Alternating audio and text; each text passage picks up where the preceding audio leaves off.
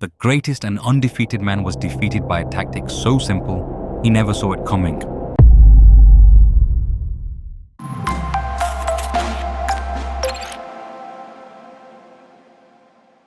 The war Napoleon couldn't win was the one Russia refused to fight. In 1812, Napoleon Bonaparte stood at the absolute height of his power. Across Europe, kings had fallen, borders had vanished, and ancient empires had been reshaped, all by one man's will. From Spain to Poland, nations either feared Napoleon or served him. He was not just a general, he was a force of nature, a man who rose from obscurity to crown himself Emperor of the French, believing, perhaps correctly, that destiny had chosen him. His armies were legends.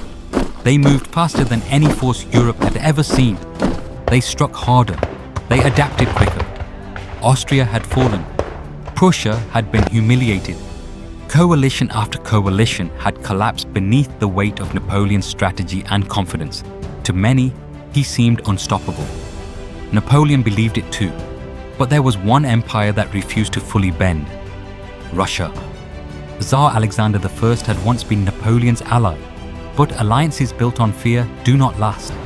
Russia slowly began to defy Napoleon's continental system, a massive trade blockade designed to cripple Britain. For Napoleon, this wasn't a minor economic disagreement, it was betrayal, and Napoleon did not forgive betrayal. So he made a decision that would echo through history. He would invade Russia, not cautiously, not defensively, but with overwhelming force. In the summer of 1812, Napoleon assembled the Grande Armée, over 600,000 soldiers, drawn from all corners of his empire. French, Polish, German, Italian, an army so vast it stretched for miles. It was the largest military force Europe had ever witnessed. Napoleon expected a short campaign, one decisive battle, one broken Tsar, one final display of dominance. The invasion began under a burning sun. Dust rose from endless marching columns.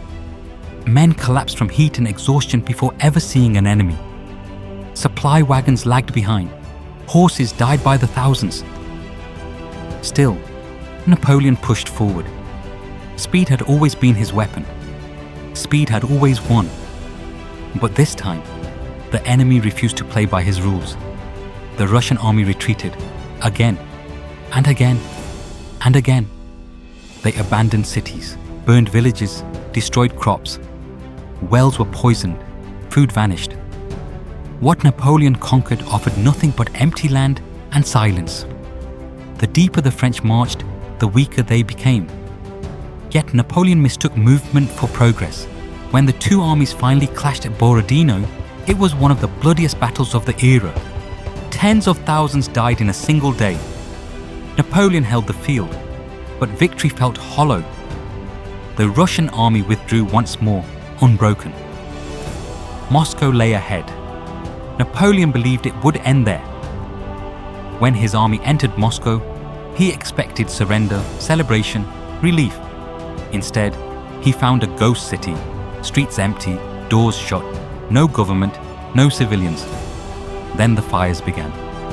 Flames spread through Moscow, swallowing homes, palaces, and churches. Smoke darkened the sky. Napoleon watched as the city he thought he had conquered burned before him. Still, he waited. Surely now the Tsar would surrender. Days passed, then weeks. No message came. And then the snow fell. Napoleon had not prepared for this. His army had no winter clothing, no secure supply lines, no shelter for the cold ahead. The campaign that was meant to end in weeks had stretched into months. Finally, Napoleon ordered the retreat. That order came too late. Winter turned the withdrawal into a catastrophe. Temperatures plunged far below freezing. Soldiers froze in their boots, fingers blackened, faces cracked. Hunger became constant. Men collapsed and never rose again. The Russian army returned, not in open battle, but as relentless pressure. Cossack riders attacked stragglers like predators. Artillery was abandoned, wagons destroyed, horses slaughtered and eaten raw. Discipline collapsed. entire regiments disappeared overnight, consumed by cold, starvation, and despair. The Grande Armée was no longer an army. It was a trail of ghosts. By the time the survivors staggered out of Russia, fewer than 100,000 men remained. Some estimates place the number far lower. Of the greatest army ever assembled, only fragments survived. Europe watched in disbelief. Napoleon defeated. For the first time, the myth was broken.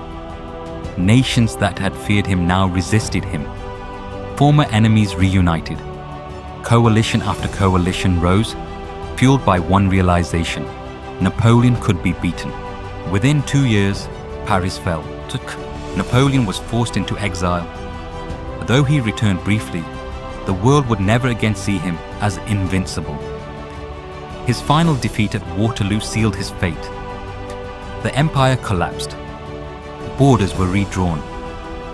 Europe reshaped itself around the fear of another Napoleon, another leader whose ambition might outrun reality. And history would remember 1812 as the turning point.